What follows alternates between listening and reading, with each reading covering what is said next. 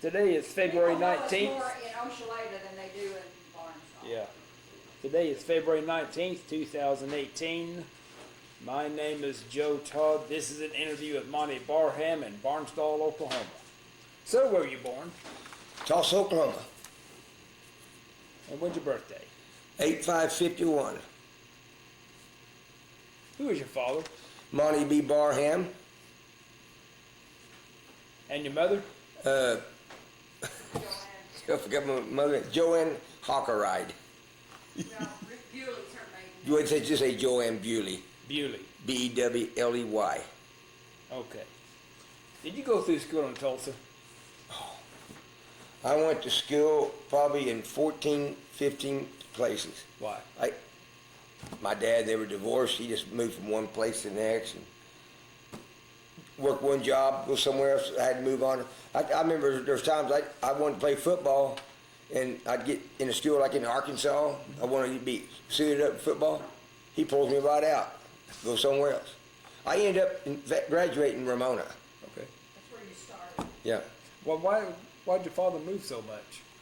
All mixed up and everything. He wasn't settled, you know. He just moved us from one place, from Arkansas to Oklahoma, back to Arkansas. Finally, I left home at 12 years old. Went on my own. I got tired of it. Where'd you go when you left home? I went to Tulsa, Oklahoma. I worked there for room and board for Archie Brown. He had a gas station there. It was full supply, you know. They'd take care of your cars and had feed and fill propane, make sandwiches. I did everything. I stayed there for about, I guess a year. Then I went to school to Ramona, graduated there. What year? 1969. 1969. Graduated then. What'd you do after high school? Oh my. I was a machinist. I went to Barnesville, worked as a machinist, and then I went to Who'd you work for? Dan User, I think. Dan User. Dan User. Okay. And then I went to Claremore, worked as a machinist. Your first was at Claremore and then Rita Pump. Oh yeah, Rita Pump. Yeah, Rita Pump. When did I? After high school, I volunteered for the Army. We supposed to get married. I married her when she was a junior in high school, and they gave me a 24-hour leave to come back. And I married her and went back to Vietnam. Yeah. When did you join the Army? Why did I? When? Oh, February 1970. What was it? When I entered the Army. No, March. March 1970. Yeah. I think like March 29th. Mm-hmm. Okay. Like that. Where'd you go for your basic training? Fort Lewis, Washington. Fort Lewis, Washington. Tell me about basic. Well, I was the first one. I mean, I just didn't bragging, but I was the first one to make 500 points in the PT class. They put a big old plaque up on the wall. Said it was the first one ever got 500 points, and I got to sit with the officers and eat. That's my, my award, But they put a plaque up on the wall, and I don't know, they said that everything I did was perfect on PT course. What type of training did you have in basic?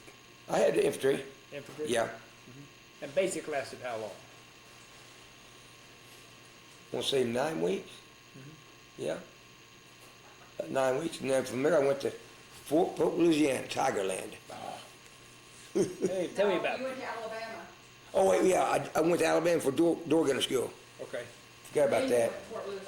Fort Rucker? Then Fort Polk, Alabama. Tell me about Fort Rucker. Well, here's the deal about it. Since I volunteered, I guess they just need more than they want. But I just about was through with the course to be a door gunner. And I got orders to go to Fort Polk, Louisiana, infantry. Yeah. Why'd they give you orders for infantry? I don't know. I never did know why. Because I guess I was a volunteer. That time they needed someone in Vietnam in the infantry. They were getting short of men. Yeah. That's the only reason. Tell me about Tigerland. Oh my, that was really something. The barracks was just shell barracks, little beds. No heater air, no air conditioning, nothing like that. It's hot, mosquitoes. It was just, I don't know, it's probably a whole lot modernized now, but back then it was just blah, you know. Now, what type of training did you have in Tigerland? What'd you do? Okay, I had advanced infantry training, and they're preparing us for Vietnam and telling this and that about Vietnam, and more or less to get us ready for Vietnam. And then you were at Fort Polk how long? I want to say 6 weeks, maybe 6 to 8 weeks. And then I got to leave to come home, married her. Then they sent me to Vietnam. It was the summer of July, you was in Alabama. Yeah, You were from Alabama, Fort, Rucker. yeah, down there. That was July 1970? Yeah. Yeah. And then you didn't leave until around Thanksgiving to go to Vietnam. Yeah. Okay. Tell me about going to Vietnam. What were you thinking about going to Vietnam? Well, I was determined to come out of there alive. And of course, I landed in Benoit. I signed the book there. For some reason, I don't know why, but we signed the book. All the soldiers went to Benoit, signed the book. And a couple of days, I was sent to my unit, and they had just got hit. They lost the radio man and the gunner. What unit were you assigned to? 2nd 327th Infantry. Second of the 327th. 327th Infantry. 101st Airborne. 101st Airborne. Okay. And when I got assigned to my unit, the sergeant said, we got 2 openings. We got a RTO and a gunner, 60 machine gunner. I said, well, I'll take the 60 machine gun. He said, well, you won't last 24 hours. I said, well, no, I am going to last. I'm going to last. Well, I carried the whole year. In 45. Yeah. What'd you do as a machine gunner? Well, it got to the point where I was actually walking point with the machine gun, Vietnam, and I was setting booby traps. It just got to where, I don't want to really say this really, but most of the men was just wiped out. What type of booby traps is set over there? I set the Claymore mines. Yeah, I set Claymores, and once in a while I set grenades. Now, when you went out on patrol, how long would you be out there? A full day. Full day. You ever spend the night out there? Yep. Set ambush there. What kind of position would you set up at night? Myself, I set a position where I couldn't be seen, but yet I would see something else. Most of them would hike back down to their tent, and I'd more or less get out. I can see better, not go to sleep. Some of them just fell asleep. I didn't trust them. Now, when you went on patrol, how many guys were on the patrol? 6. 6. And what were you thinking about walking point? What were you thinking? Well, it got to the point where no one would walk point. And I thought, well, since I had the firepower, I just walk point. I even had to cut point with a machine gun, just cut so much canopy, I tried to stay away from the open trails. And I guess that's the way it was. They didn't have nobody to walk point, so I walked point and carried 60. Now, was your base camp at Benoit? No. I didn't have base camp. It was at, where was that at? Not Da Nang. Now, Da Nang's up north. Yeah, it wasn't Da Nang. It had to be in Benoit, I think. Okay. But I never did go back. I spent the whole year in the jungle. What was the terrain like over there? in that Oh, area? thick canopy, triple canopy. I mean, you couldn't even see it. You had to cut your way through. Just all the time. And then we dug in at night with those little shovels, We dug in at night, and I probably dug 300 some odd holes in Vietnam.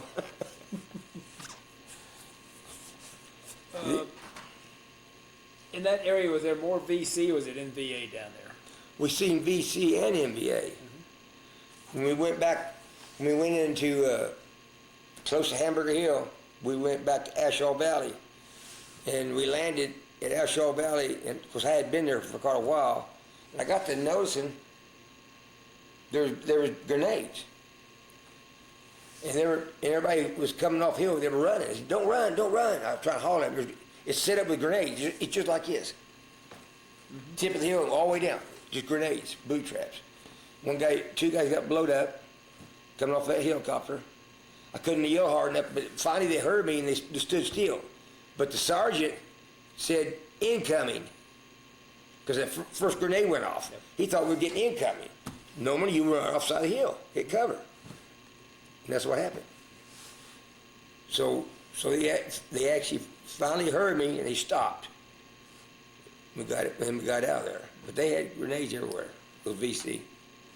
How can you tell the VC from the local farmers? That was hard to do.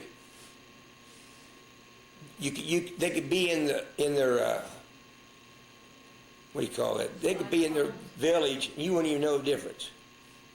You couldn't tell. And of course, there's a lot of them. You know, they have spider hose. They go up like this and they shoot you, going down the trail, hiding those little guys. You know. NBA were a little bigger. They were more trained soldiers than NBA were. Now, did the NVA have the uniforms? Yeah, yeah. They had the uniforms. You could tell them for sure. VCs, they just wore farm clothes and had the little hooch hat. You know. The only way you can tell if he had a rifle, you know it was the enemy. Then, see, what was it? Then it was my time for R&R, and I flew to Hawaii and met her 7 days. Then I was sent back to Far Base Viper. Well, you need to tell about getting out of there to go to R&R though. Oh, yeah. Hey, I had to blow my own LZ with C4. And there's a couple of VCs watching me.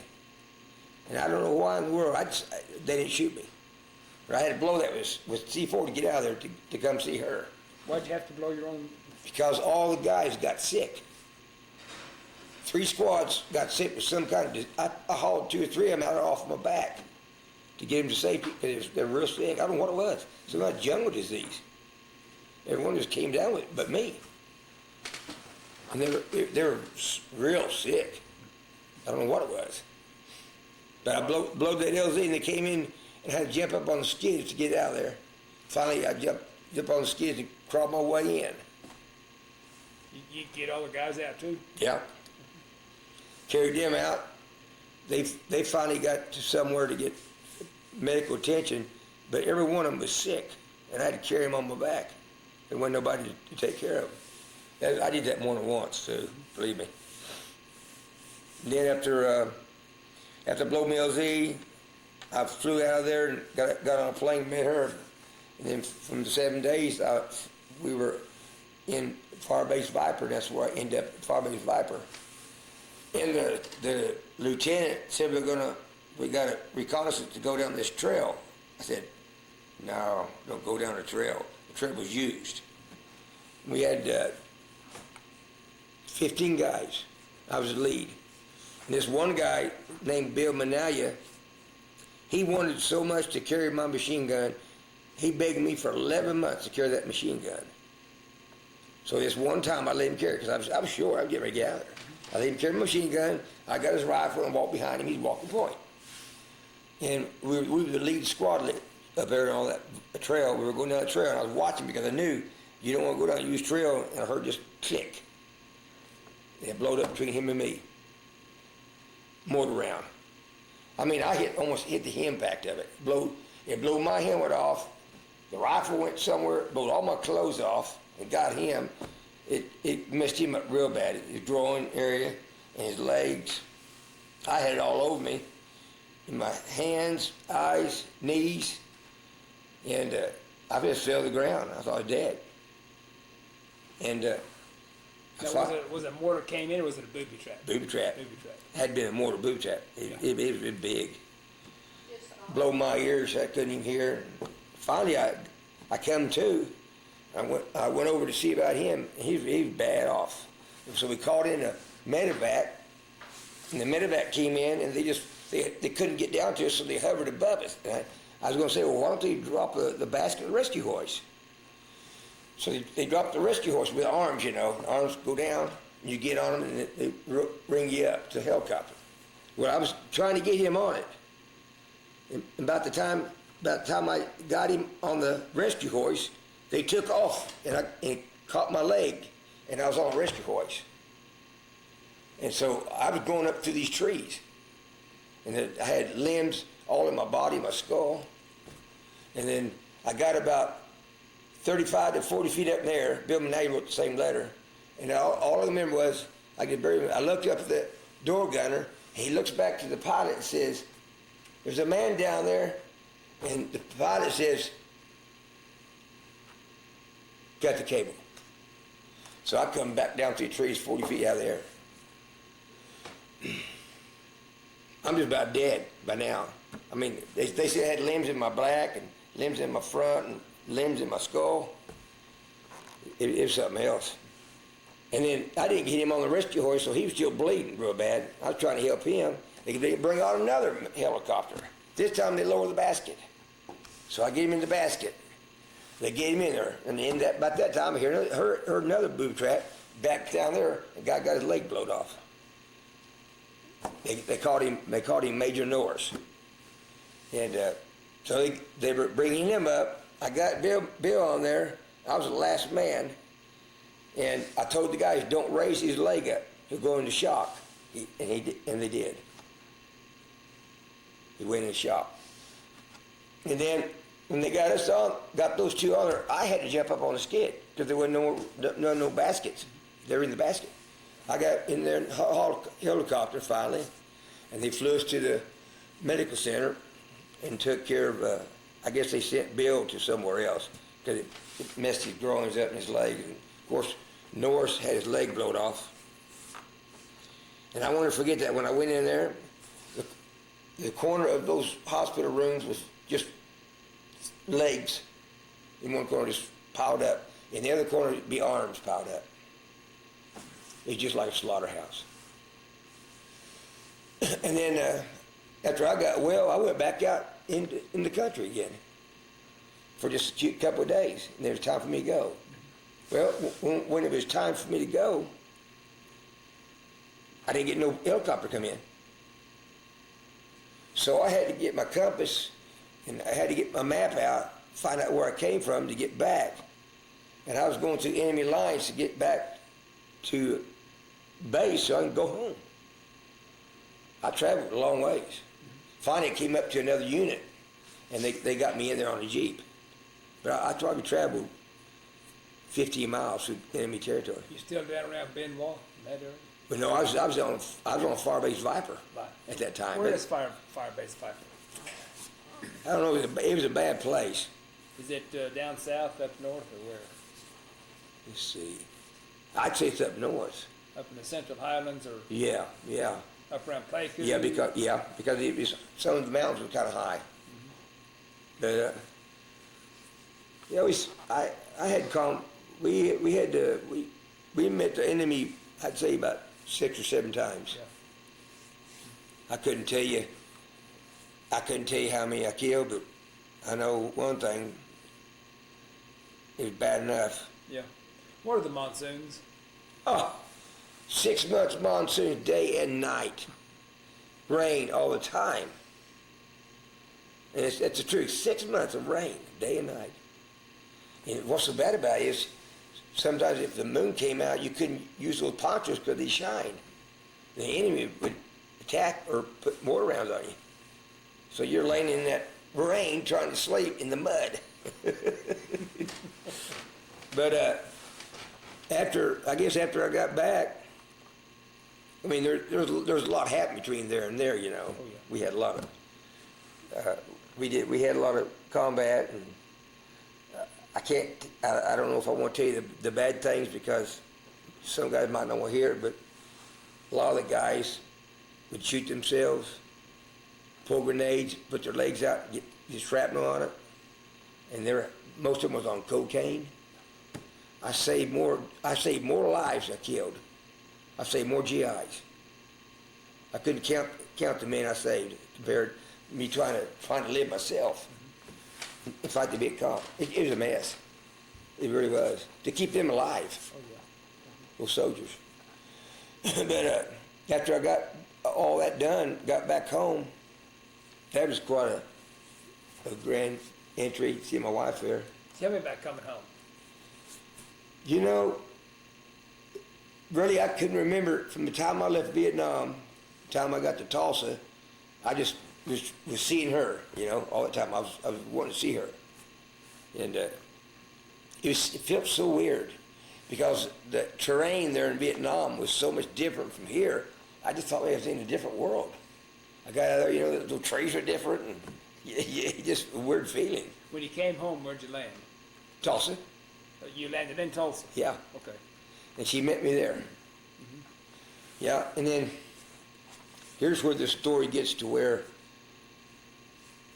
You went to Killeen, Texas on the finish up. yeah, I did. I went and spent 2-3 years into service. I was a staff sergeant. I went to Killeen, I went to Virginia, served some time, finally got out. But what was it, about 10 years later after I got out? Yeah, but they needed you to teach. Yeah, I was in Virginia, Joe. And here's where this story gets kind of wild, okay?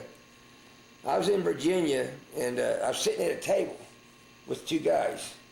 And one guy said, did you notice that guy was staring at you? I said, well, no, I didn't even notice it. I did look over, he was staring at me. So I thought, well, I'd just go over and talk, see what's going on. He was looking right at me. So I got out of my chair, and I walked to him. I probably wouldn't know more from here to you, about the Ute, and he was up by the table. He started crying. He said, well, I was the one that cut the cable on you in Vietnam. Yeah. Ask your forgiveness. And I said, you were forgiven when you cut the cable. I was in shock, okay? And I got his number down, where he worked. What's that name he went by? John Smith? Yeah. John Smith. I wrote down his number. He said he worked for Virginia Highway Patrol. I had the paper. I showed you when I got home. So I called the next day. I was going to take him out to lunch. So I called, asked for John Smith, and Lady said, well, we've never had a John Smith work here. And if he did, he wouldn't have a beard. So it come to me that beware of entertaining strangers, for they could be angels unaware. Mm-hmm. Yeah. Where were you in Virginia? What post? Was it Fort Eustis? Yeah, I think it was. Yeah. So that's a transportation school. Yeah, I was there for leadership school, staff sergeant. And then Teaching pilots how to survive. then I taught pilot survival, taught pilot survival for about, a year? Yeah. And then after that event there with John Smith, I told my wife about it. She had that piece of paper we wrote on. And we got robbed. And that paper was in her jewelry box. And I got back home and I started a concrete business. And then about, Smelters. yeah, I worked at smelters. Yeah, I was Tulsa fireman. Mm-hmm. And then I've been a concrete contractor for 47 years. I'm sorry, you were. Concrete contractor. Oh yeah, okay. For 47 years, and I was a Tulsa fireman for 4. Mm-hmm. And then about, 7 years ago, down there in TTC. Oh, honey, your kids were young. That was more like 20. No, I'm talking about Mark. That's what I'm talking about. That long ago? Yes, ma'am. 20 years. Well, anyway, Mark, our neighbor, was at TJC, mm-hmm. and their professor was teaching about Vietnam, and he didn't even get a word out until he just left the room without even telling the students why. But Mark gets up and finds out what's wrong. He goes out of the room, and the guy's there. He said, "Well, what's wrong?" He's upset. He was upset. I said, "Well, I've been really upset all the years since Vietnam, but I killed him. I killed a GI over there." And he said, "Well, who was it?" "Oh, you wouldn't know who it was." I said, "Well, I might." He said, "His name is Montie Barham." I told you the story gets kind of wild. So Mark comes home and tells my son. He don't tell me, he tells my son about it, okay? I said, "Well, you should have told me. I could have tried to meet him." He said, "Well, he's gone. He never did come back to class." He left after that. So I get on the computer And I talked to Mark's wife and said, can you locate that professor, his name and his address? And they looked all that up from that school from the time he was there, and there was no professor in that school at that time with that name. He wasn't there. Why did he say he killed you? Because they cut the cable on me. And they knew that fall would kill me. Yeah. But, so I said, she couldn't find out who he was. He wasn't there. He just like a ghost. And there he is, entertaining strangers for unaware. And that's the honest God truth. Mm-hmm. What's your best memory of Vietnam? Getting to every day. Getting home to her. When you were out on patrol, what kind of rations did you take with you? Oh my, we had those sea rations for war too. That's all we had. Pound cake, meatballs. It's just like dog food. Well, did you eat lurps or sea rations? Sea rations. Yeah. Had a little bit of cigarettes in there, matches, you know. But we had a rucksack. We had everything in our rucksack. I had carried 2 cans of ammo with my 60 and a 45 coat, and they weighed my rucksack in at 125 pounds. I had socks. I had everything. People, I know some of the guys with me, he'd throw their socks or the water to the side, all the weight off their rucksacks. Half the time, and they get that jungle rot. They just wouldn't take care of themselves. I don't know how many. I can't tell you how many soldiers I kept alive. It was just a total mess. And what's your worst memory of Vietnam? Oh, we had two combats with the VC and MVA one night, and I remember I shot so many rounds through the gun I had to change out the barrel and went to another barrel, and there's no telling how many VC were, but I guess we got all of them, you know. But I couldn't get anybody to come up and help me. You know, some of them couldn't find their rifle. Some of them laid to the side. They're doped out, see? And finally, I had my friend Randy Hubner. He helped me because he didn't take dope. And I had 2 more to help me. And that was one of the worst ones. I knew I was going to come out of there. And you know, you're a crew chief. You were shot at many times too. I remember those rounds going by me many times. But I just thank the Lord I got back. Yep. I'm thankful the Lord you got back.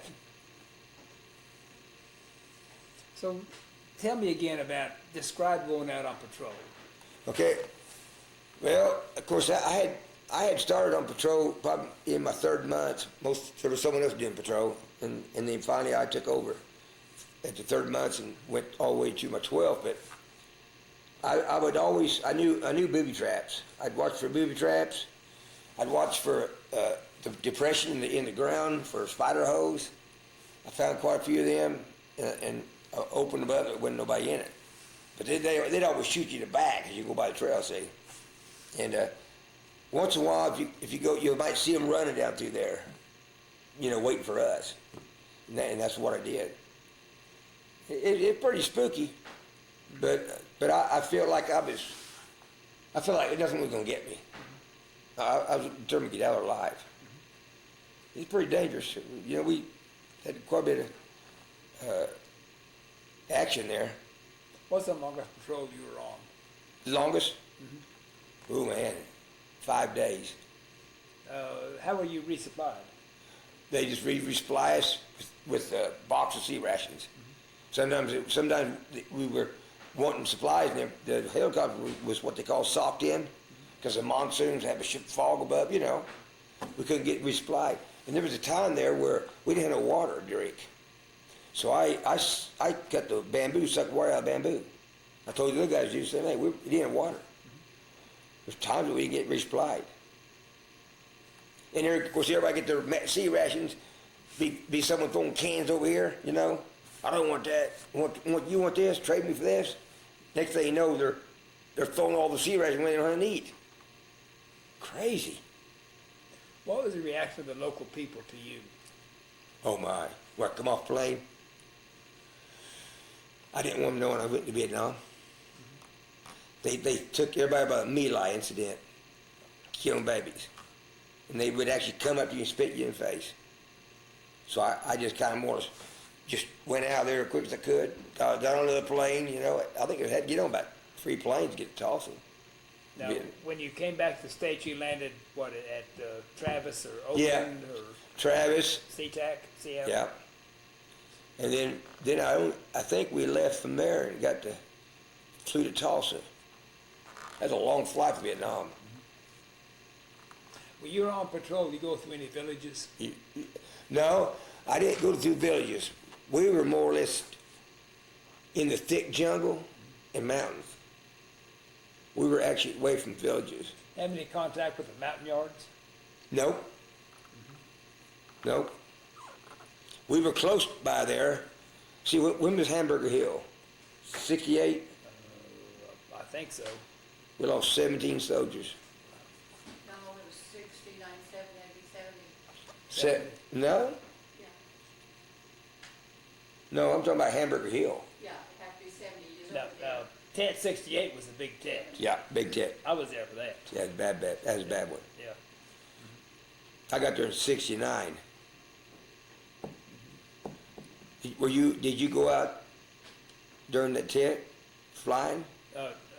We worked on helicopters in the Battle of Way. We were up at Red Beach at Da Nang when Yeah. it broke out. Yeah, So we never left the Da Nang area during I'm tent. glad you didn't. Yeah. I guess he had most of that contact in that town. Marines, I think. Marines was there. So you were you went to Vietnam November of 70? Mm-hmm. Okay. 70, 71. Were they trying to turn everything over to the Vietnamese, South Vietnamese? How was that working? Well, they would supply them with trucks, and they'd leave their helicopters. They teach them how to fly helicopters.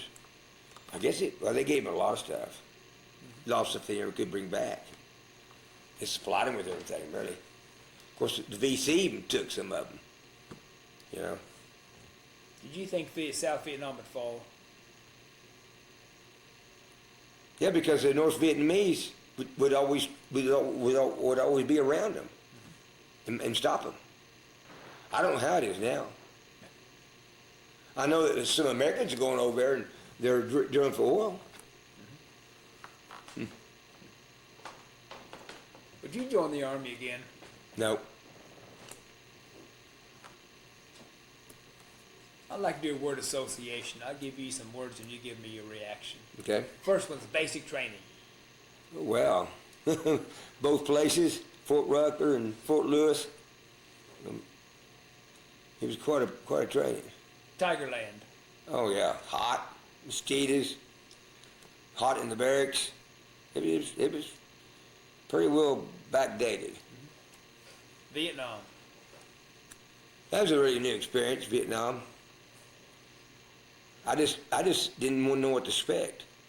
I just knew that I was going to have to take care of myself because once I got in the country, those guys weren't taking care of themselves at all. Walking point.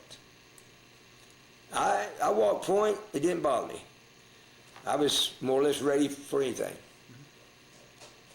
Booby traps. Plenty of them. They were good at booby traps. And I knew, I learned how to look for them. Some guys would just start walking, say, don't you do that, wait till I make sure I clear it, and then, you know, it'd be all right. Ho Chi Minh.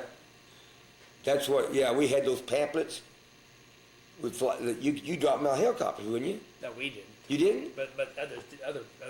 Oh, yeah, everywhere, Ho Chi Minh. And then, what's that girl, lady? Jane Fonda. Hanoi Hannah? Jane Fonda. Hanoi Hannah, she said she knew me. She knew who I was. And she said, you're going to get out of the country. I heard it on the radio. Yeah. How in the world she knew it? Hanoi Hannah. Did you see her over there? Uh-uh. Lyndon Johnson. Yeah, like he cared. Yeah. Richard Nixon. He was all right. Anything else you want to talk about? No, I'm just glad I made it out there alive. The story I told you is true. It's in that book. It's a little different than that. But someone said, well, maybe you'll meet the pilot one of these days in heaven. How do you want to be remembered? Well, that's a good thought. I'd like you to be remembered as someone that helped somebody. And I'll leave a legacy with my family and my friends and, you know, someone that would help somebody else. Not so much my riches, because that's not much. Anything else? That's probably about it. Well, sir, this is a very good interview. I want to thank you for your service and thank you for the interview. Well, I appreciate it, Joe. And again, today is February 19th, 2018. My name is Joe Todd. This has been an interview with Montie Barham in Barnsdall, Oklahoma. Thank you. You're welcome.